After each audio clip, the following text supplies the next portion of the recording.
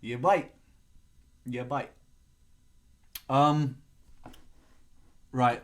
Has anyone got any questions? Shoot me some questions, and then after that we'll watch Slaughterhouse. And if anyone has any questions about that, then we can go through that.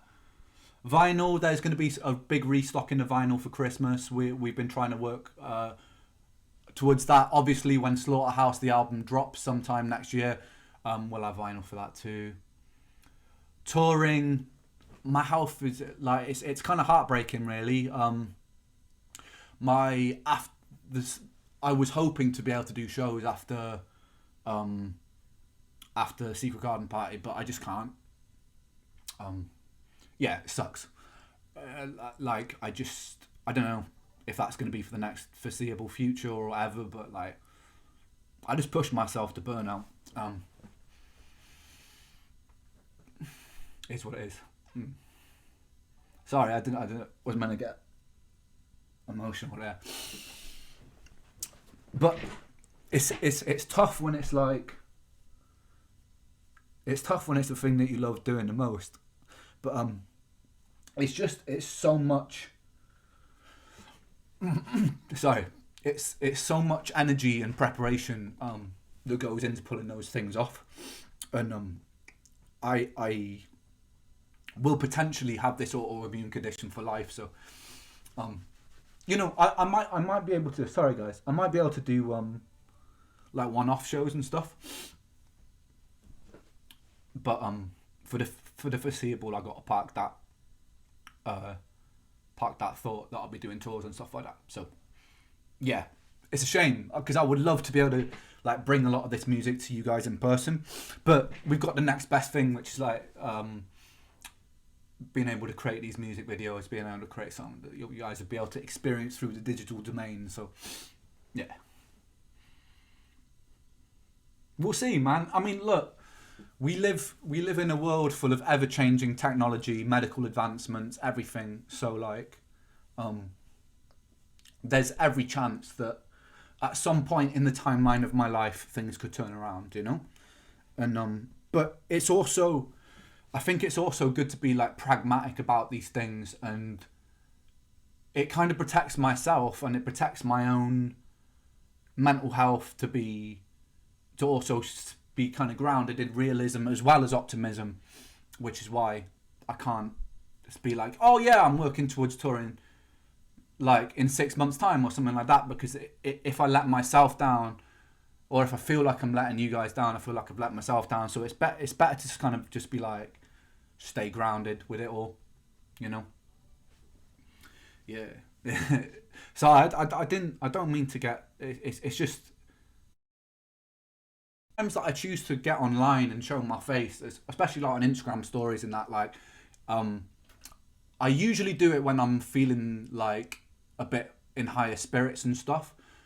And man, like this past this past 2 months has been horrible. I won't lie, it's been horrible. Um, but I'm getting to a better place. I'm getting to a better place with it for sure. But I have been spending most of the time in bed again, and I think because I went through that for so many years pre my stem cell transplant, and it got almost just as bad for a second there. Um, it kind of like triggered a lot of PTSD, because there's nothing kind of scarier for me as somebody who lived in that place for years. There's nothing there's nothing scarier than the thought that I could end up back there. So when my body starts shutting down, it's not really just the symptoms that I have to deal with. It's that fear or that memory of a door that I closed very fucking tightly. Um, so yeah, it's people will know it, man. Like people who are watching, who are going through things like like ME, Lyme disease, long COVID, fibromyalgia, POTS, fucking Crohn's disease, all these autoimmune conditions. They'll very much know that, like, that feeling of, even when you're having times that feel really good, there's also this kind of ever lingering feel of caution of like you could just end up back there. And yeah, it's something that I'm working on. Obviously, I haven't emotionally completely dealt with it. Otherwise, I wouldn't be getting so emotional about it. It is what it is, man. The good thing is, I'm still here, and we're all still here, and yeah, man. I've been. I think it's not just my health that's been making me feel overwhelmed recently, man. It's like I feel like everybody feels this kind of collective dissonance at the moment of like it just feels like a little bit of a weird time. I don't know if anyone else kind of taps into that feeling. I'm not saying this to try and get pessimistic. It feels like the world in nearly every country there's massive hyperpolarization at the moment, and I just think it's so important in a time like that where you feel this kind of sense of dis-ease in yourself, if you're going through sickness or not, if you're completely normal, but you're looking at the news and you're turning it on, or you're logging onto social media and you're seeing everyone bickering about X, Y, Z, it's very easy to start feeling a little bit just like disjointed and discombobulated, and I've definitely been feeling that recently. But I think it's so important to remember the power that we have in spaces like this, and the power that we have simply in like social spaces to be an antidote for that.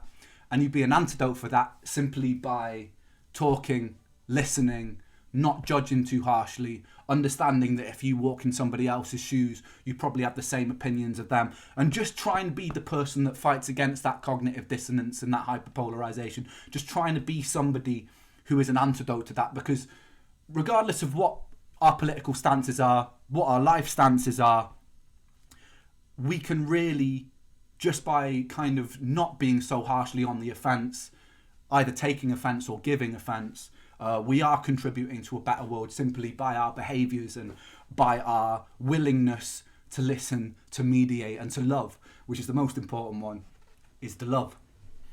Like, it's vital. It's vital right now to give love. I don't say that lightly. Anyway. Woo! Mental musician ranting. Woo! Let's watch Slaughterhouse, innit, man? Let's watch Slaughterhouse, and then if anyone's got any questions as they pop up, like, just hit me about it. I'll talk a little bit about it, and then I'm gonna bugger off because I wanna watch some of the reaction videos and stuff. Knox gave me a call before the video dropped, and he said that he was really excited about the reaction video he made. So I'm gonna get on and or I'll just watch it with you guys. If you guys want to watch it together, we can do that too, man. Yeah, we can do that too. But let's watch the video first together, all as one.